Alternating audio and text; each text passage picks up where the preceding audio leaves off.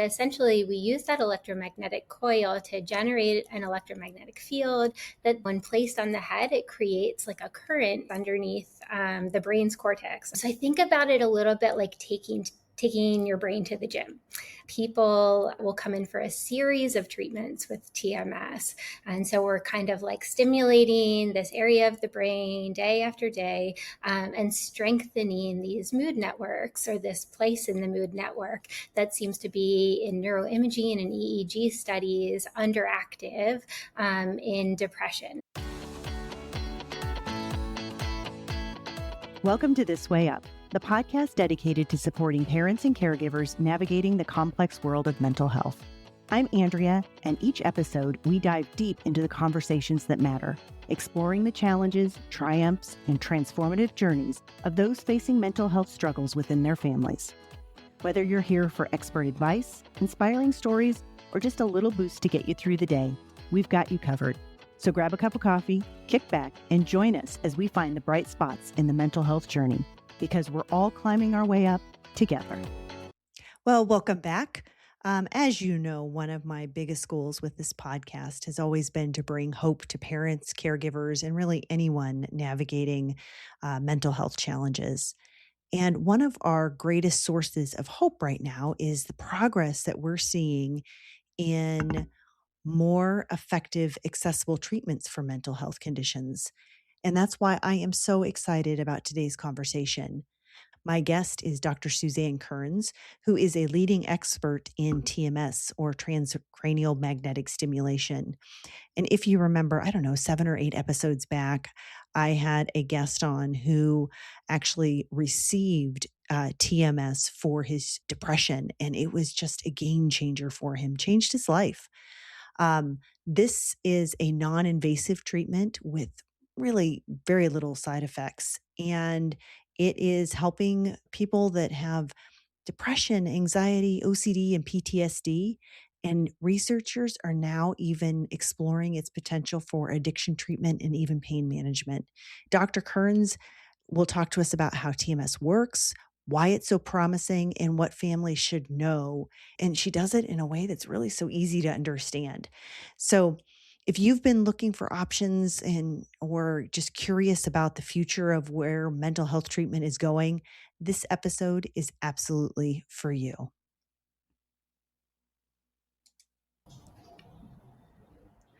Well, welcome, Dr. Kerns. Thank you so much. I'm really, really happy to be here. Yeah, well, this is a topic I have wanted to speak about for so long. We had a guest on last season who talked about what it was like to be a patient of TMS. And now I am just so excited to share with our audience about what TMS is from a professional standpoint. Mm-hmm. So let's start there. What is TMS? And then we'll get really deep into it. So TMS is an interventional treatment in psychiatry. And by that, I mean, it's not a medication. It's a device that we use.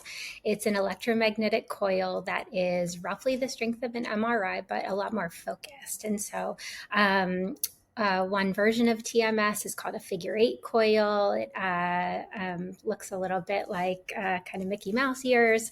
Another version is called the H coil, and it's built into more of like a helmet thing that goes on someone's head. But essentially, we use that electromagnetic coil to generate an electromagnetic field that then, when placed on the head, it creates like a current in the cortex underneath the brain's cortex underneath the coil. So I think about it a little bit like taking your brain to the gym. People will come in for a series of treatments with TMS. And so we're kind of like stimulating this area of the brain day after day, and strengthening these mood networks, or this place in the mood network that seems to be in neuroimaging and EEG studies underactive in depression. So it sits on the outside of your head. It sits on the outside of your head. So it is a non-invasive treatment. I think a lot of times when people hear about TMS, they think their brain automatically goes to electroconvulsive therapy, or ECT, which is a treatment that has been around for a long time in psychiatry, like since the late 30s. And it can be a really life-saving treatment for a number of very sick patients, but also, like, you have to go under anesthesia for that, and there can be memory side effects. And so that's like a pretty intense treatment. TMS, on the other hand, is something that you can drive yourself to. You do not need anesthesia. You sit in something that often looks a lot like a dentist chair. The treatments last anywhere between 3 and 20 minutes, depending on the protocol. And the feeling of that, like, electromagnetic field pulsing, it's either, it can be anything from kind of like a light tapping to sort of like more of an intense sort of woodpeckery sensation, depending on people's dose requirements. But I have been doing TMS for well over a decade, and I maybe had half a dozen patients like not be able to tolerate the sensation. A lot of times people are telling me like, oh, I don't know, it's not as bad as you made it out to seem. But I kind of like to overwarn people so Sure. that they know what they're getting into. It sounds a little like a woodpecker, feels a little bit like a woodpecker tapping away for kind of 3 to 20 minutes. Yeah, but the benefits of treatment just like vastly outweigh the risks with TMS. So it's really designed for people that are resistant to medications or other therapies. Is that correct? Or is that, I mean, it's actually designed for anybody with depression, but it's approved through the FDA for people who are resistant. Is Yeah. that correct? Yes, and actually the pivotal trials were done with one antidepressant failure, so people that had not responded to one antidepressant. Wow. And so in general, insurance companies will cover it for folks that have not responded to 2 or more medications. And just because of the time commitment with treatment, it's a lot easier to take a medication every day than it is to come in for your series of TMS treatments. So many people prefer to try a medication or 2 beforehand, but there's nothing that says if someone really doesn't want to take a medication, they're very worried about that TMS wouldn't work for them. Like, it definitely works for depression across the spectrum. Well, I will tell you, my daughter, she was medication sensitive, I should say. I mean, it just seemed like any medication that she ever took, it caused some sort of significant side effect for her. And here in California, they don't do TMS or it's not approved for anybody who is under the age of 18.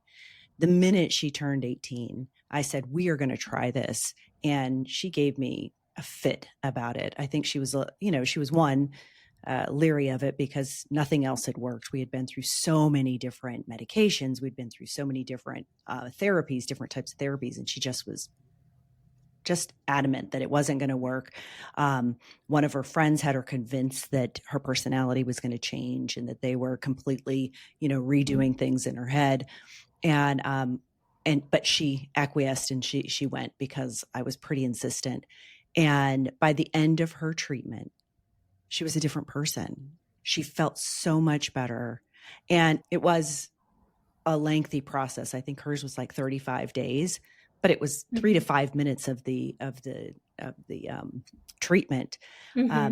But again, it was worth every minute of it. As a matter of fact, she went in for a tune-up and called the doctor herself the next year and said, you know what, I'm feeling like I might be getting some depression feelings. Can I come back in? And she did another treatment. And she has just, like I said, her life is completely different today than it was 3-4 years ago. That's fantastic. And I think that's, the biggest reason why I love doing TMS is because it is just so life-changing for so many people. Not that I don't prescribe medications, I definitely do. They're definitely indicated in certain situations. But once someone has not responded to like 3 or 4 medications, or they have a lot of sensitivities to medications, the chances of response and remission with medication treatment alone get pretty low. And so once you hit that kind of third med trial, because the first 2 didn't work, your chance of response in the studies that we know of is kind of roughly like 30%. Remission, so depression going totally away, is like 15%.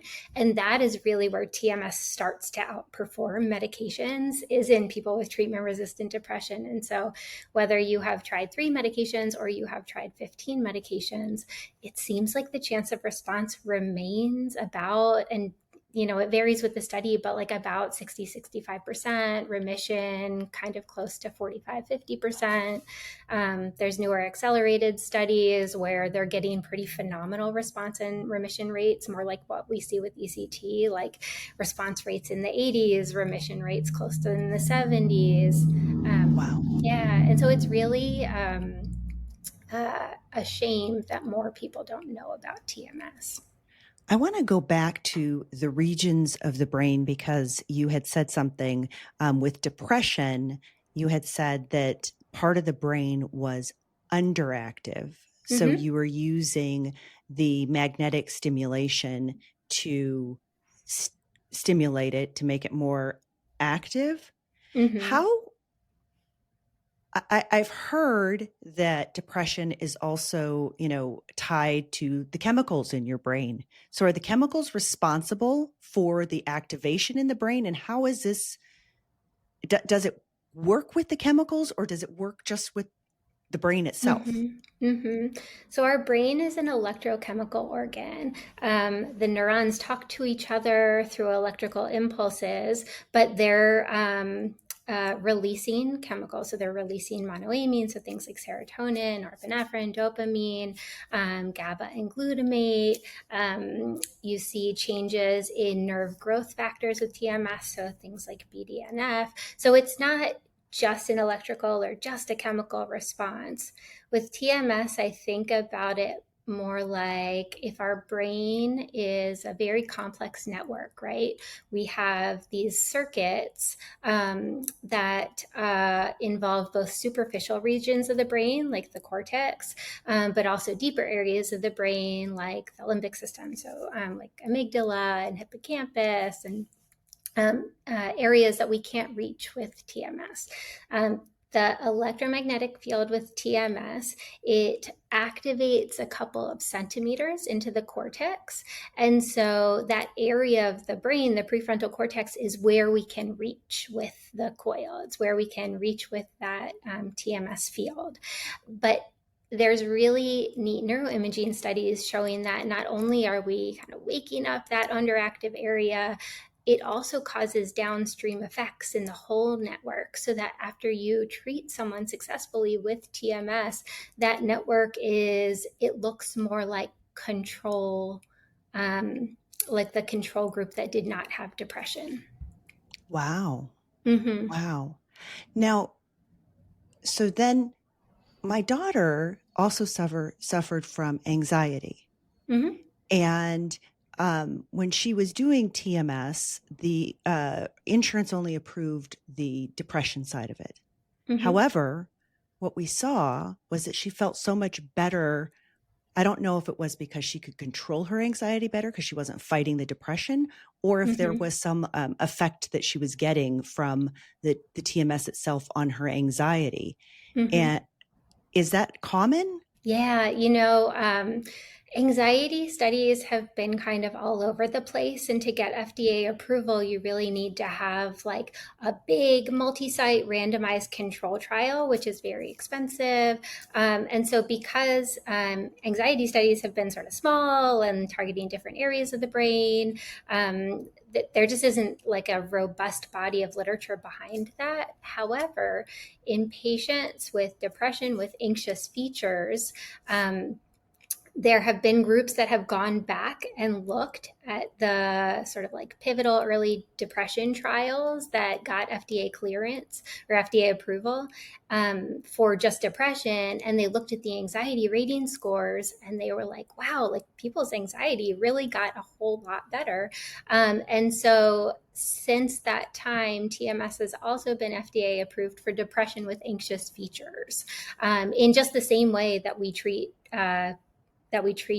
depression without anxiety. So the high frequency pulses or theta burst pulses over the left prefrontal cortex. So it's a different part of the brain that it's working with. No, so it's exactly the same actually as the depression as usual treatments. Also seems to really help with anxiety. Interestingly, like in the same vein, because post-traumatic stress disorder patients also have a lot of anxiety. There are several kind of studies out of the VA system where they looked at patients who had both depression and PTSD. And not only did people's depression get a lot better, but their post-traumatic stress disorder symptoms also got a lot better. Wow. Mm-hmm. Okay, I'm going to take a step back just for a minute because I had a thought about depression, and you had said that your brain was underactive. Am I making too far of a leap to say that if you've got anxiety, that part of your brain is overactive? Yeah, so sometimes different parts are overactive. So even in depression, there can be parts like the prefrontal cortex that are underactive, but then at times other parts that are overactive. In anxiety, sometimes we think about the medial prefrontal cortex as being an overactive area. So people have done a lot of like trying to target there. There's target there for more like depression with anxious features or certain like anxiety conditions.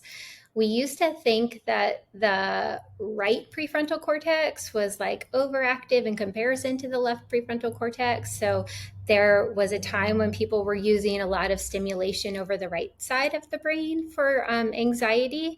And that also seems to help with depression with anxious features. But it kind of turns out actually probably both sides of the prefrontal cortex are underactive, and just stimulating either side probably helps with regaining homeostasis in that network.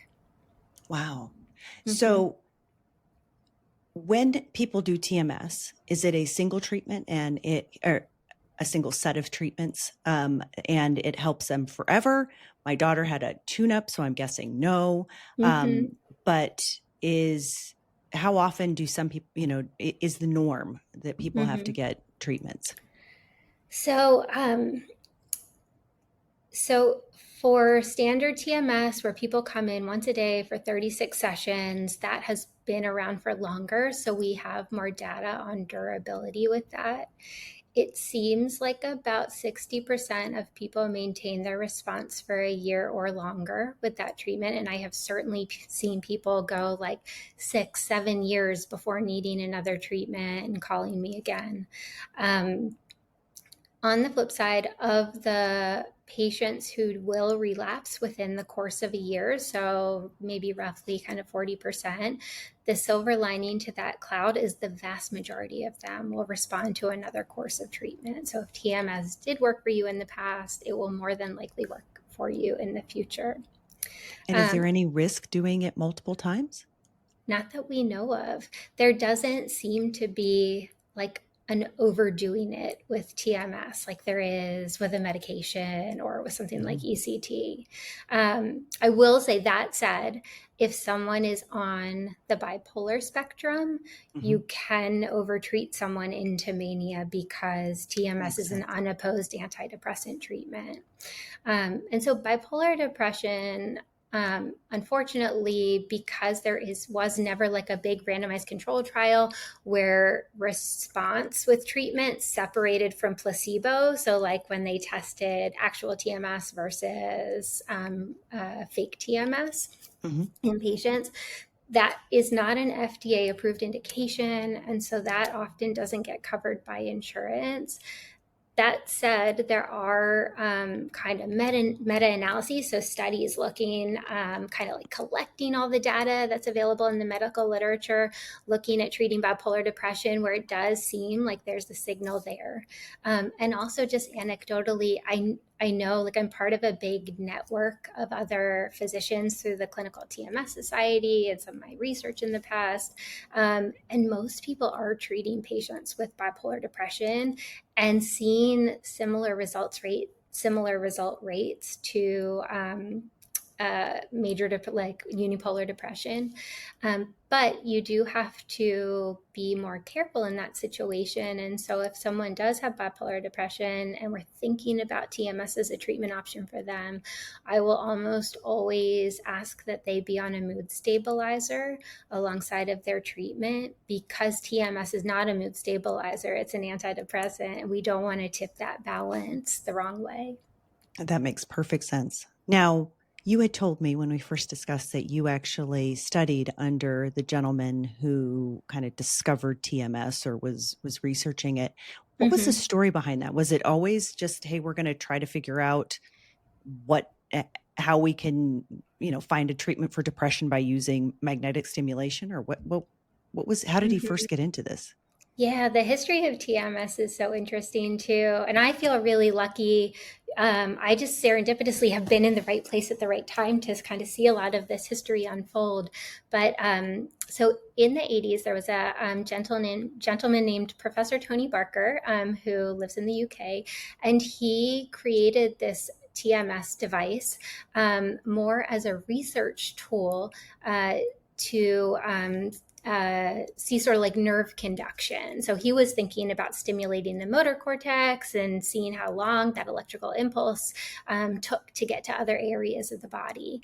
And then Dr. Mark George, who's at the Medical University of South Carolina, he is my mentor. He mentors people all over the world. There's like a big network of his prior trainees doing great things in this field.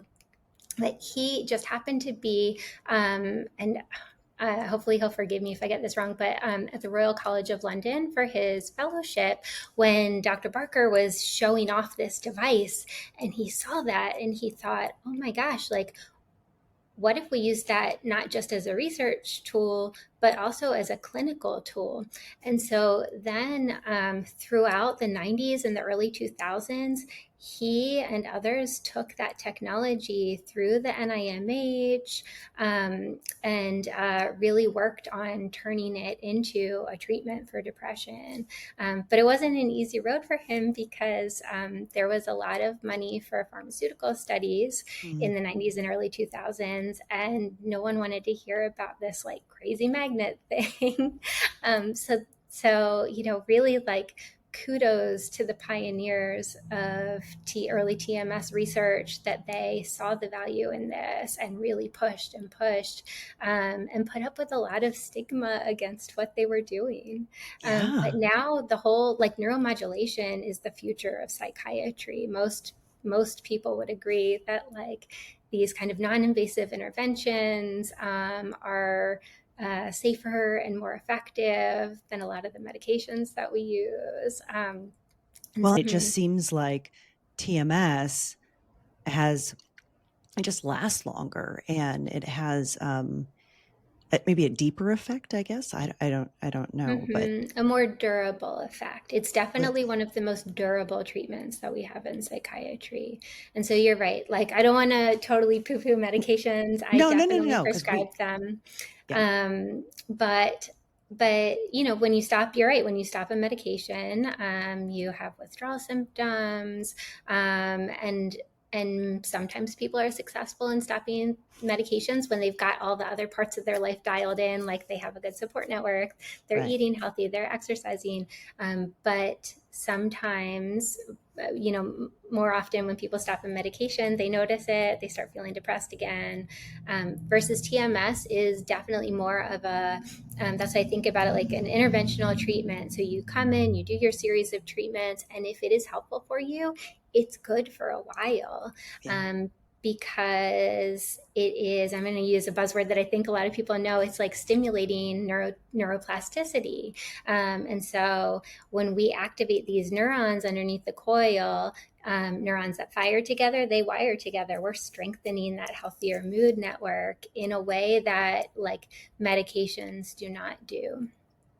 You bring up a good point, though, when you had said that we don't want to poo-poo, as you said, medications, because medications can be a lifesaver for so many. Mm-hmm. And TMS, it doesn't work for everybody, right? Mm-hmm. Exactly. Yep. So what is what's the percent of success rate approximately for TMS patients? So, so it kind of varies depending on the study, but I would say it's, and what I have, the literature also reflects what I've seen in my clinics, that of roughly about kind of like 60 to 65% of people get better with TMS. Okay, that's still, for depression. it's worth a shot in my mind. It's worth a shot. Yeah, especially because it's so low risk. Like there aren't any cognitive side effects. There aren't any upset tummies. There's no sexual side effects. It's not the most comfortable thing in the world. Again, like that tapping is not the best, but most people tolerate it just fine. Sometimes people can have a mild to moderate headache afterwards. It's usually like the first couple of treatments or the first week or so of treatment, and then your brain kind of gets used to the sensation. And there are studies looking at that, sort of like the pain tolerance or discomfort tolerance with TMS, showing that even within one session, pain ratings go down by about 30%. And then with subsequent treatments, they continue to decrease. And so that's what I usually tell folks that are like really struggling with their first treatment with TMS, that it does get better over time. I know it's really hard to believe today, but like in a week, you might be like falling asleep in the chair and I'm poking you to wake up. It's like working out, right? When you go to the gym for the very first time and it's hard and then you're sore. And then as you continue to work out the bicep or the muscles, then eventually it just, it gets easier unless you obviously increase it, then it gets harder again. But Yeah. my And I think daughter, who's most, fairly sensitive, she didn't feel uncomfortable at all. She said it just felt like, I don't know, almost like a little, not a prick, like, but it was maybe just a little tap, but she's kind of sensitive. And she was fine with it. That's great. Yeah. And it does too depend on people's dose requirements. And so Okay. TMS is individually dosed to everyone. So you may remember if you saw her first treatment, the way that we can figure out what dose of TMS to use is based on how excitable your brain is.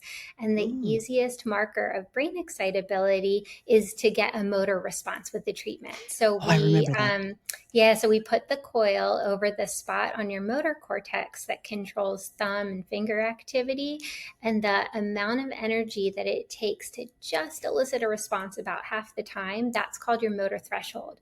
And then your TMS dose is based on that. We go slightly higher because most people have a little bit more space between their brain and their skull, where the prefrontal cortex is compared to the motor cortex. So that's why most people tend to treat at like 120% of that motor threshold dose. So if I remember correctly, it was almost like the response you get when the doctor hits under your knee, like your kneecap area, and your leg kind of goes out. I remember she was like, "Mom, I'm not even moving my fingers." And they were moving. And she thought that was the coolest thing ever. She was like, "Look at that." And then she got a little freaked out. She's like, "Okay, that's weird." Yeah. And so some people have a very low motor threshold and treatment feels like almost nothing to them. And other people have very high motor thresholds and it can be a little bit more difficult. Sure. But again, like the vast majority of patients are able to tolerate treatment. And so we do have kind of tricks up our sleeve as far as adjusting the coil, sometimes changing around medications actually, because there are some medications that will raise those dosing requirements and others that lower them. So sometimes you can do that. Sometimes people will use topical lidocaine, so like a numbing cream on the scalp, especially with those figure 8 coils that are a little bit more focal. Um, uh, yeah, so there are definitely tricks, or just like starting the treatment at a slightly lower dose and kind of working up to your treatment dose over time. That's pretty common practice. Now, is it only good for depression and depression with, did you call it anxiety features or anxious features? Depression with anxious features. It is FDA approved for those indications. I know you mentioned that your daughter had to wait until she was 18, but actually TMS has been FDA approved now within the past year or so for adolescent depression. So patients who are 15 and up. Oh, that's fantastic. Yeah, Yep. she was 18 a few years ago. So that's actually hmm fantastic. Oh my gosh, I hmm wish we would have had that. So, Yeah. but it's not, I thought I read somewhere that it was good for OCD as well. Is it not? Yep, it's also FDA approved for OCD and on specific devices. And so I know we kind of talked about there being two different coil designs. The coil that got the initial FDA approval for OCD was the H coil. So sometimes people call that deep TMS or the company's brain sway. So they ran the initial studies that got FDA approval. Their coil targets, instead of the left prefrontal cortex, like for depression, it targets more medial prefrontal cortex, anterior cingulate cortex. And the protocol with OCD is a little bit different than depression. So depression, you kind of go in, no one knows if like what you do in the chair really matters. It might. With OCD, there is symptom provocation before each treatment, kind of priming that network. Before you do the TMS. And so the how that looks is people come up with sort of a hierarchy of what makes them uncomfortable. And then let's say they have a lot of like obsessions and compulsions around contamination. So like getting like germs and bad things happening. And so you might do something like, well, imagine touching a toilet a couple minutes before their TMS session, something that gets them to like a moderate anxious range, not too intense, but so that they're like thinking about their obsessions. And then you do the TMS. And it seems that pairing that like therapy with the TMS is more effective than doing either one on its own. That's fascinating. Mm-hmm. See, I should have gotten into this a long time ago. It's Yeah, so yeah. interesting to me. Now, Mm-hmm. if we've got somebody who is now saying, you know what, I want to try this, um, what's a good way for somebody to find a qualified practitioner in their area? So I am the treasurer this year of the Clinical TMS Society. That's a organization that I've been involved with since 2016, and I can't plug them enough. I think they have done a ton for the field of TMS. They do patient advocacy. They work with insurance companies. They put on trainings for clinicians. They put on a great annual meeting every year for physicians, and they have a like find a doc feature on their website. So that would be a really great place to look for a TMS physician. It would just tell you that it's like someone who is interested in ongoing education and active in the field. And otherwise, a couple of the device manufacturers have a find a doc feature on their website. I think BrainsWay does. I think Neurostar does too. So do doctors then they need to be certified in this in order to do or trained in it in order to do it, right? They just can't decide one day that they're going to be a TMS provider. So, for better or worse, there isn't really a standard certification for TMS across the country. If a physician bought a device, they could get the device manufacturer's training, which is usually sort of a day, and call it a day. Um, Mm. when you're looking for a physician or psychiatrist to do TMS, I would say look for someone who has done maybe a more comprehensive course. Duke University puts on a course, MUSC puts on a course, Harvard puts on a course, the Clinical TMS Society puts on a Pulses course a couple times a year. And then there are a handful of people like me that have done a neuromodulation fellowship where we have done a whole year of different brain stimulation training. And so, but not everyone does that. Not everyone has time for that. If you made that the benchmark of being a TMS practitioner, we would really lose accessibility to a life-saving treatment. But yeah, I think making sure that your TMS practitioner has done more than just the device training.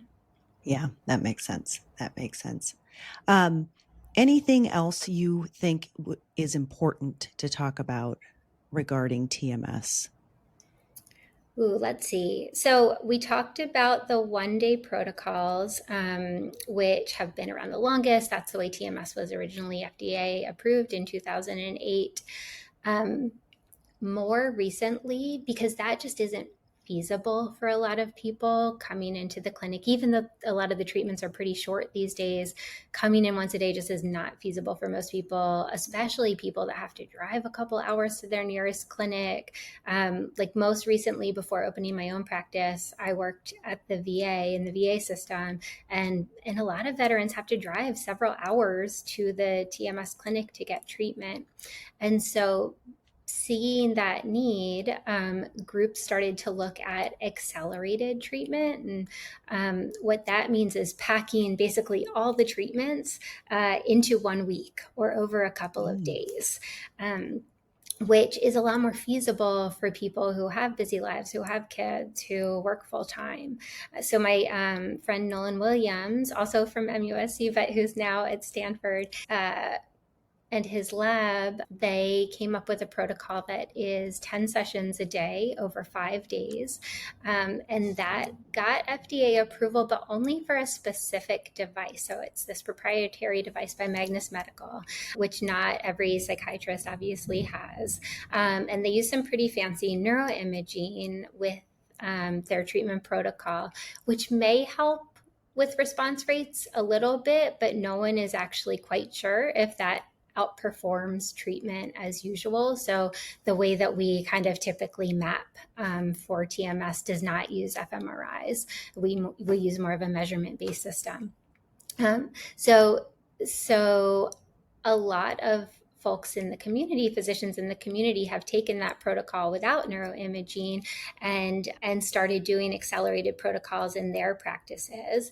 There have been a couple of small studies since using these 5 to 10 sessions a day over 5 days protocol pilot studies, which also are showing similar results, which is really fantastic. So the Deep TMS company, the Brainsway company, they have a preprint. So they have not published this data yet, but they did 5 sessions a day over 5 days and saw pretty similar response and remission rates to that other accelerated study. Can you imagine living with depression for so many years, and then within 5 days, you're feeling immensely better? You're feeling fantastic. Could you? I mean, that would be like phenomenal. Mm-hmm. That's unbelievable. Yeah, and so because largely because insurance doesn't cover it, it's not super accessible or affordable for most people. But it does seem to be, in all the studies that I have seen, as effective as treatment as usual. It's something that I offer to patients. It's something that most psychiatrists who do TMS will offer to patients. And so that really increases access so much to care. And it doesn't mean that it's not going to be approved by insurance one day. Yep. Yes. This field moves very quickly. The landscape of psychiatry between now and when I was a trainee is so different. And really, I can't say enough just how surprised I get that other physicians don't know about TMS, that therapists don't know about TMS, that other psychiatrists don't really know about TMS. I feel so lucky to have trained in the places that I did and have had like access to this treatment and knowledge about this treatment. But it, yeah, always surprises me that more people don't know about it. And so thank you for doing this podcast, because I Yeah. think the more word gets out, the more people will start thinking about this, asking about this as a treatment option. Well, I tell you what, I think I have a big megaphone, and anybody who's around me is probably really tired of me talking about TMS because I just like, you don't Mm-hmm. understand. It's Mm-hmm. fantastic. Mm-hmm. Um, One last thing, the future of TMS. Do you Mm-hmm. think it will be able to be used for other um, diagnoses other than depression or depression with anxious features, or OCD, I Mm-hmm. guess, too? Or OCD, yeah. So it's actually also approved for smoking cessation, although not widely covered by insurance. And so a lot of either don't have the capability to treat with that. Or like kind of knowledge about that, but that is one. So I think the future of TMS lies within the addiction space. There's a lot of like really promising addictions literature, the pain space. There's a lot of really promising pain literature. Mm. With TMS, and then post-stroke rehab, that's another big spot. And then PTSD, as I said, like we see these response and remission rates for PTSD in patients who have comorbid depression. And so, yeah, hopefully that will be an area where TMS is used, because we also don't really have great medications for PTSD. You know, one thing I'm thinking about we didn't talk about was who TMS may not be a good fit for.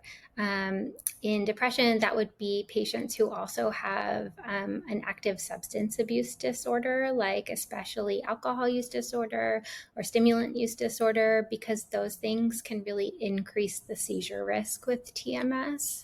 And so, not that those patients can never have TMS, but they really need to have their substance use under control before they think about TMS for their depression.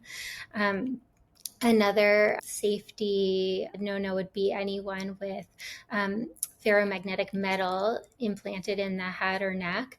And so sometimes that can even be like metallic tattoos. So people need to look out for that stuff. Wow. Traditional dental work is okay.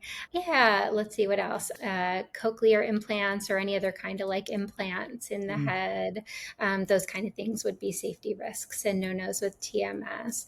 But otherwise, you know, it's a really safe treatment and very effective treatment for the indications it's studied for, like treatment-resistant depression, OCD, smoking cessation. Okay. Total side note. I didn't even know they had metallic tattoos. Yes. Yeah, sometimes you have to ask people about that because it could potentially heat up with treatment. No way. Wow. Mm-hmm. Okay. I'm feeling my age that I don't know about metallic tattoos. Now I'm going to go research it so I can figure it out, but it could heat up. That's Yeah. Or insane. like in the VA system, you have to ask about shrapnel. Oh, sure. Or if you have somebody who's a metal worker, sometimes they can get shards of stuff. So you just have to Wow. be careful about metal in the head or neck. That's the biggest thing. But can you wear Also, earrings? you can wear earrings. Yep. Okay. Those are okay. They're really far enough away from the coil. The electromagnetic field degrades so rapidly, like after a couple of centimeters. So we can activate that part of the brain, but it's not really like affecting anything. We used to say 30 centimeters. Honestly, it's probably more like 10 centimeters. But for safety reasons, we make sure Sure. there's nothing ferromagnetic within 30 centimeters of the coil. Mm-hmm. If someone has a active seizure disorder, that could also be very unsafe. So if somebody had like a one-time childhood seizure or like one-time seizure because of a medication sort of thing that happened a couple of years ago, those patients, like your doctor needs to know about it.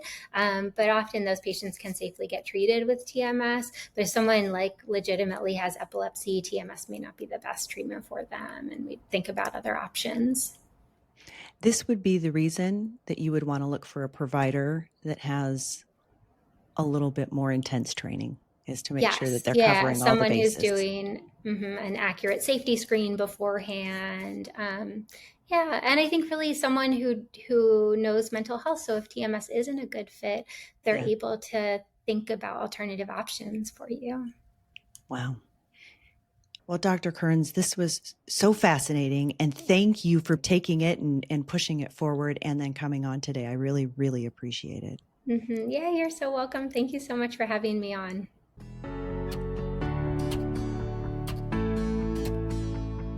Thanks for tuning in to This Way Up. I hope you're feeling a little lighter, a little brighter, and ready to take on whatever comes next. Remember, the journey of mental health is all about progress, not perfection. So keep climbing. And don't forget to celebrate the small wins. If you enjoyed today's episode, be sure to subscribe, leave a review, and share it with someone who could use a little lift.